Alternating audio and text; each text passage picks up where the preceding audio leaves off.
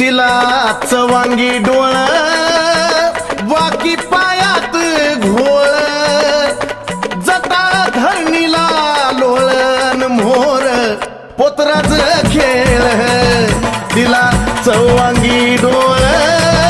वाकी पायात घोळ जटा धरणीला लोळण मोर पोतराज खेळ हा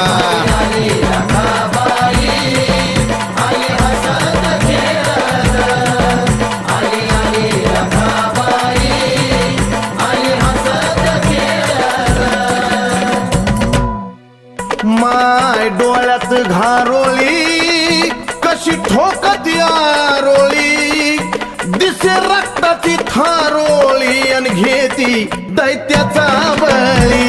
हे